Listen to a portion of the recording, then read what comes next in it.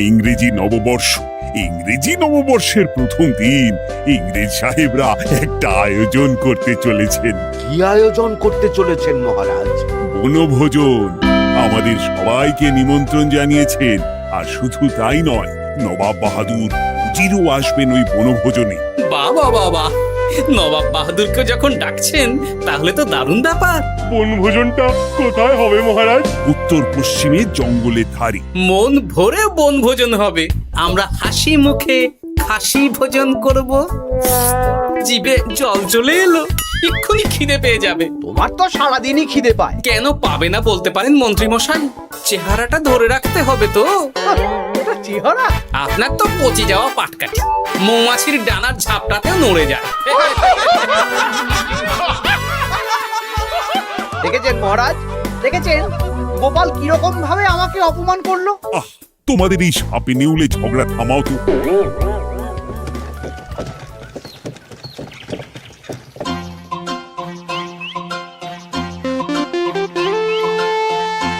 কি গো ভোলা, সামনে তো ইংরেজি নববর্ষ, নতুন বছর চলে এলো।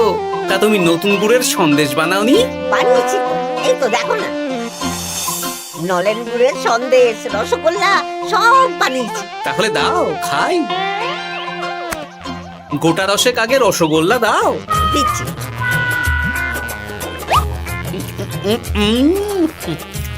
আহ, কি স্বাদ!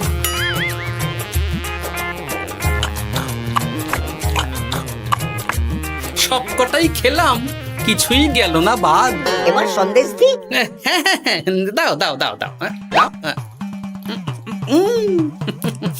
দারুণ দারুণ। এই শীতকাল মানেই তো খাওয়া, আর খাওয়া মানেই শীতকাল। এই নাও ধরো।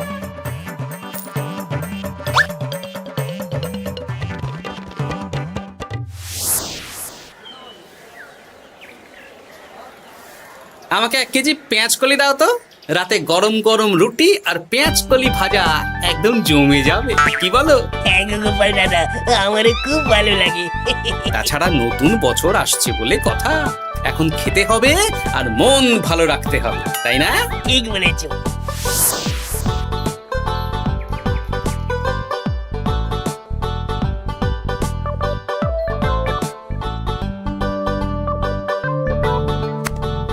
দেখো গিন্নি, দেখো, তুমি তো রোজ বলো বাজার আনি না, কিপ্টের মতন বাজার করি। আজ দেখো সব নতুন নতুন শাক সবজি নিয়ে এসেছি। চট করে রেঁধে ফেলো তো, জমিয়ে খাবো। আজ তাহলে কষা কষা করে ফুলকপির তরকারি করে ফেলো, একটু একটু ওই বেসন দিয়ে বাঁধাকপির বড়া। রাতে পেঁয়াজ কলি ভাজা আর রুটি। আমার হাত দুটো তো মানুষের হাত নয়, এগুলো তো যন্ত্র। আহ, সামনে ইংরেজি নববর্ষ, এখন নতুন নতুন সবজি তো খেতেই হবে। কাল দেখি পালং শাক আনবো, কেমন? ঠিক আছে ঠিক আছে, হ্যাঁ।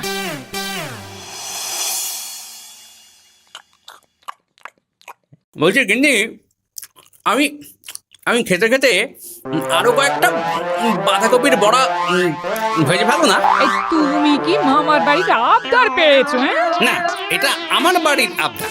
এত খেও না, এবার শরীর খারাপ করবে। আবার রাতে খেও। আহ, আমার কিছু হবে না, দাও তো।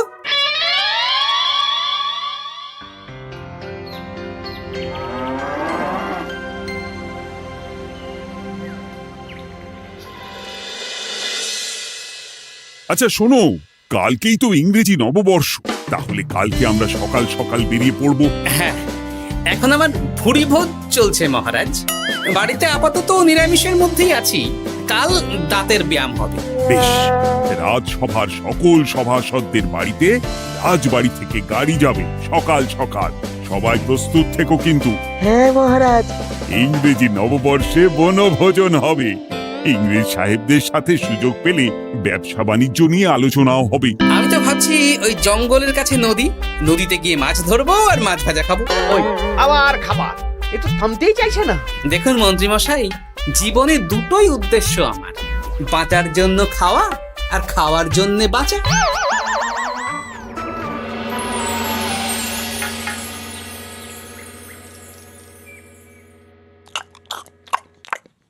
বলছি গিন্নি, আজ আজ বাঁধাকপির বড়া নেই? না না না না, কালকে 3 বার করে বড়া বানিয়েছি, আর বাঁধাকপি নেই। কালকের 2টো বড়া পড়ে আছে। আরে বাবা, ওটাই গরম করে দিয়ে দাও না। না, ওগুলো খেতে হবে না। আরে বাবা, শীতকালে বড়া নষ্ট হবে না, একটু তেলে ভেজে দাও দেখি, আরো মুচমুচে হয়ে যাবে। জানো গিন্নি, একটা কথা মনে রেখো, শরীরের নাম মহাশয়, যা সবে তাই সয়। ওর বাবা, বলছি না খেতে হবে না। আরে বাবা, খাবার জিনিস নষ্ট করতে নেই গিন্নি। দাও দাও দাও, ভেজে দাও দেখি, ভেজে দাও।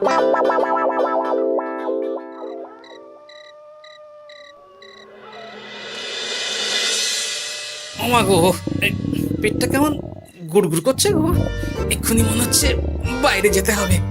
ওই শুরু হয়ে গেল তো।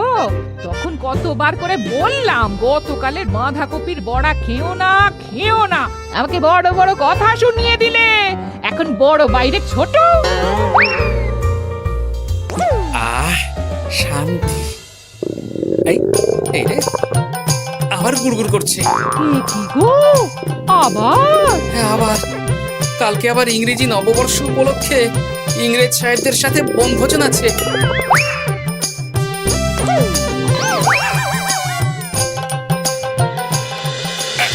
বাবা গো, কি কষ্ট গো।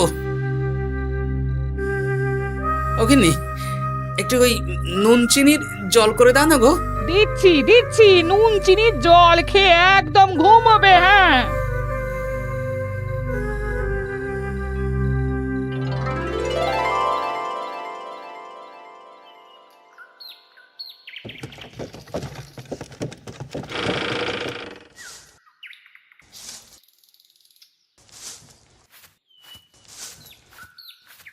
ওনার পেটের ব্যায়ামও হয়েছে, উনি বনভোজনে যেতে পারবেন না।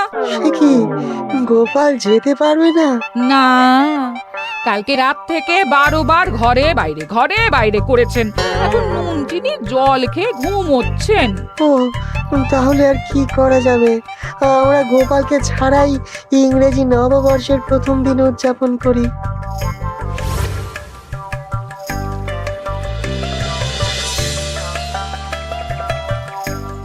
পান করুন, পান করুন, কমলা লেবুর রস পান করুন। ইংরেজি নববর্ষের প্রথম দিন, আনন্দ উৎসব হচ্ছে, খাওয়া দাওয়া হচ্ছে। গোপাল নেই, কি আর করা যাবে? গোপালকে নিয়ে এত চিন্তা করবেন না মহারাজ। আপনি কমলা লেবুর রস পান করুন, দারুণ মিষ্টি। গোপাল থাকলে হয়তো আপনার থেকে কেড়ে আপনারটাও খেয়ে নিত।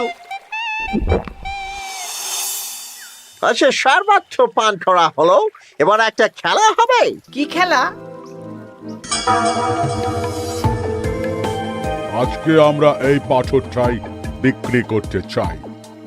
এক বিশেষ পাথর, বছরের প্রথম দিনে যেই পাথর কিনবে তার সারা বছর ভালো কাটবে। আচ্ছা, তাহলে আমি কিনবো। কিন্তু সাহেব, আমার মনে হয় না যে বাংলার নবাব বা রাজা কৃষ্ণচন্দ্রের এই পাথর কেনার মতো ক্ষমতা আছে। কিছু মনে করবেন না সাহেব, তবে আমাকে ক্ষমতা দেখাবেন না। আমি হলাম এই বাংলার নবাব। তবুও আমার মনে হয় না আপনি বা কৃষ্ণচন্দ্র এই পাথর কিনতে পারবেন। আপনি দাম বলুন না। আপনি বলুন, কত দিতে পারবেন বলুন। ভাবুন, আমরা নিলাম করছি। আমি 100 মোহর দেব। আমি 200 মোহর দেব। আমি 500 মোহর দেব। এই তো জমে উঠেছে। আমি 1000 মোহর দেব। আমি তাহলে 1500 মোহর। মহারাজ করছেন কি? একেই বলে রাজায় রাজায় যুদ্ধ। তুমি চুপ করো। আমি 10,000 মোহর দিতে রাজি। ভালোই ঠোপ গিলি আছে। হয়ে গেল এইটুকু। আমি 50,000 মোহর দেব।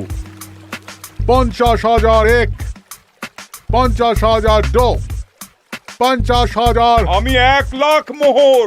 সাবাস। আমি 1.5 লাখ মোহর। আমি 3 লাখ মোহর দেব। কৃষ্ণচন্দ্র, হাল ছেড়ে দাও, তুমি আমার সাথে পারবে না। আমি বাংলার নবাব, আমার অধীনের একটা ছোট্ট রাজ্য সামলাও তুমি। আর কাদের সামলাও? একটা জ্যোতিষী যার কোনো কাজ নেই, আর একটা কবি যে বস্তা পচা কবিতা লেখে, আর ওই মূর্খ মন্ত্রী। ওদের নিয়ে তুমি আমাকে টেক্কা দেবে? 3 লাখ এক, 10 লাখ 2 10 লাখ। আমি খাস 500 বিঘা জমি দেব। নিন। ও এই নতুন বছর ভালোই কাটবে। মহারাজ এটা করবেন না। চুপ করো তুমি। বলুন নবাব বাহাদুর। 1000 বিঘা জমি। ইস, এমন সময় যদি গোপাল থাকতো। উপস্থিত। আরে মেঘ না চাইতেই জল। এসো গোপাল, এসো। আমার ওটা চাই। কৃষ্ণনগর বিক্রি হলেও আমি ওই পাথর নিয়েই ছাড়বো। ব্যাপারটা কি মহারাজ, কি চাইছেন? গোপালটার এত খাবার লোভ যে বেটার পেটের সমস্যা নিয়েও চলে এসেছে। আমি না আসলে হয় মন্ত্রী মশাই। তা ব্যাপারটা কি বিজ্ঞানী? আরে দেখো না গোপাল, মহারাজ তো একটা পাথরের জন্য প্রায় কৃষ্ণনগরটাকেই নিলামে তুলে দেবেন। কি কৃষ্ণচন্দ্র, চুপ কেন? বলো। 50 বর্গ মাইল জমি। আমি 60 বর্গ মাইল জমি। মহারাজ আপনি ছেড়ে দিন। আমি ছেড়ে দেব? বাজি হেরে যাব। আমার কথা শুনুন মহারাজ, আমি ওরকম পাথর আপনাকে পাইয়ে দেব। আপনি ছেড়ে দিন। মহারাজ, গোপালের কথা শুনবেন না। আপনার মান সম্মান নেই। আপনি একজন রাজা, আপনার সম্মান আছে। আপনি চুপ করুন তো মন্ত্রী মশাই। এই বাজির লড়াই লড়তে গিয়ে কৃষ্ণনগর চলে গেলে আপনি কোথায় থাকবেন শুনি? আকাশে?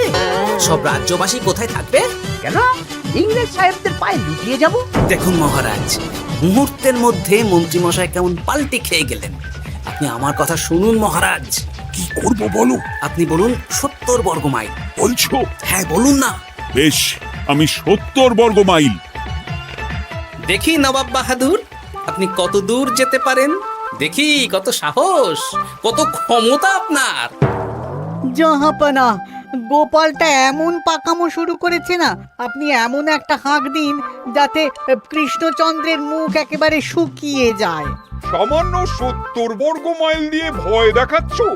আমি মুর্শিদাবাদের 700 বর্গ মাইল খাস জমি দেব। এবার বলো, বলো কৃষ্ণচন্দ্র। এবার ছেড়ে দিন মহারাজ।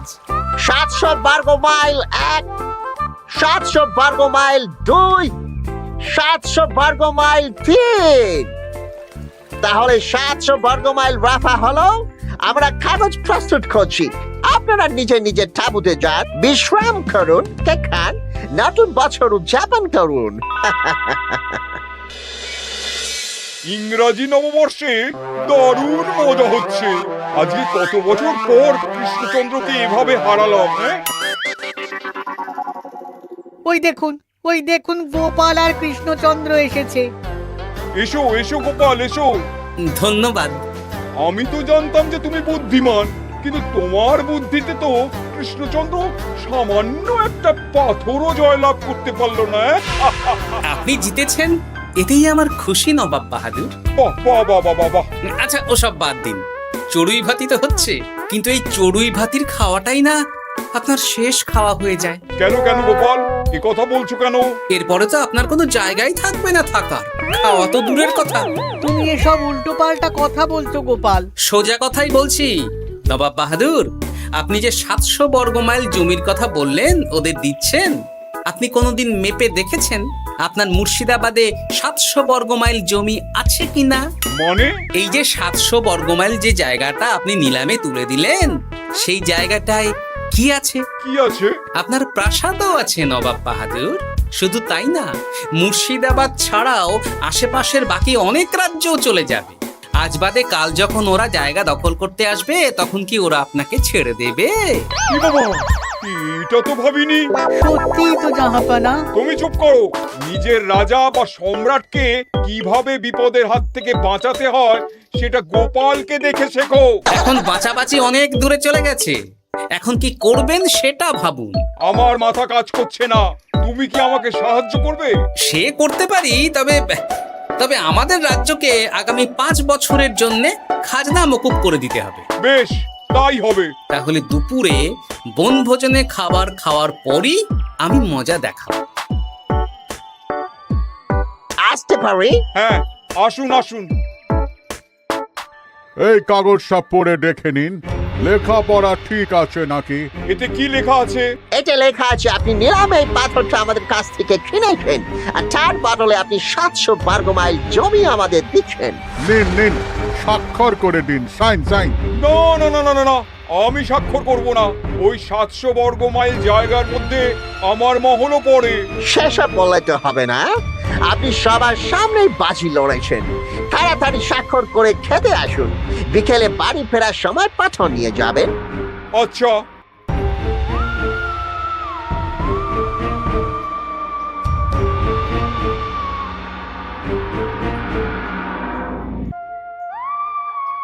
ও গোপাল, এবার কি হবে? আমি তো স্বাক্ষরও করে দিলাম। একবার যখন কথা দিয়ে দিয়েছি, সেটার খেলাপ কিভাবে করব? আপনি এত ভাবছেন কেন জাহাপানা? গোপাল তো আছে, ও ঠিক কায়দা করে ব্যবস্থা করবে।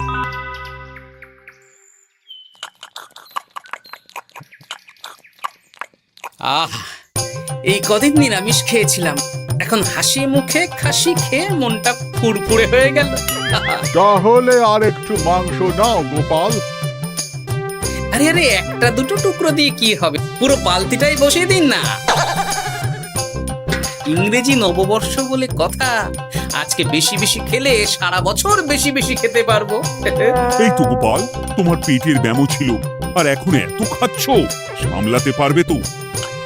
আমি তো একটাই কথা বলি, শরীরের নাম মহাশয়, যা সবে তাই সয়। বিকেলে আবার মাংসের পাকোড়া ছায়ের বন্দোবস্ত আছে। সব হজম করে দেব। আচ্ছা, আপনি ঢেকুর তুলছেন কেন ইংরেজ সাহেব? ওই আর কি, আমার আবার বেশি তেল মশলা সহ্য হয় না। আমি স্বল্পাহারী, অল্প, আমি লিটল খাবার খাই। বেশ, বুঝলে বিজ্ঞানী, তোমাকে একটা পাঁচন বানাতে হবে। কি পাঁচন? আরে এই বাগান জঙ্গলে অনেক গাছপালাই তো আছে, তুমি এমন একটা পাঁচন বানাও যেটা আমি ইংরেজ সাহেবদের খাওয়াবো। তারপর আচ্ছা, বেশ বেশ।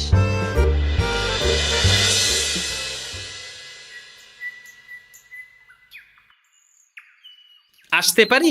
আরে গোপাল, এসো এসো, বলো কি বলে। বলবো না, খাওয়াবো। কি খাওয়াবে তুমি? হজম করার পাঁচন খাওয়াবো। দুপুরে খাওয়ার সময় দেখলাম আপনি ঢেকুর তুলছেন। ওহো, আর কি, তাই তো আমি কম খাই। সেই জন্যই তো আপনাদের সবার জন্য পাঁচন নিয়ে এলাম। এটা খেলে যেমন হজম হবে, তেমনি বুদ্ধিও বাড়বে। চাই বুঝি? হ্যাঁ, আমি তো এটাই খাই। এটা খেয়েই তো আমার পেটের ব্যামো সারিয়ে চলে এলাম। আপনারাও খান, দেখবেন এক্ষুনি শরীর মন সব ফুরফুর করবে। আরো একবার মাংস ভাত খেয়ে নিতে পারবেন। যাও তাহলে খেয়ে দেখি।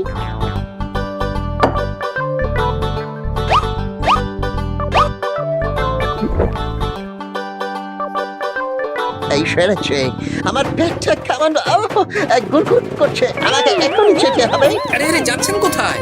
আমি তো আপনাদের সাথে গল্প করতে এলাম। ওরে বাবা রে বাবা, আমাকেও যেতে হবে বলে মনে হচ্ছে। আমরা আপনাদের সাথে একটু গল্প করতে এলাম। আজ ইংরাজি নববর্ষ বলে কথা।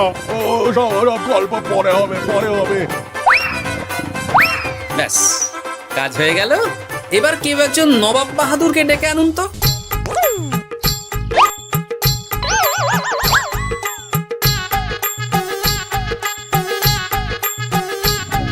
ওরে বাবা রে, পেটটা এখনো গুড়গুড় করছে, আমার মনে হচ্ছে যেতে হবে আবার। বলছি ইংরেজ সাহেব, আমার নিলামে কেনা পাথরটা তাহলে দিয়ে দিন, আমি চলে যাই। বিকেল হয়ে গেল তো।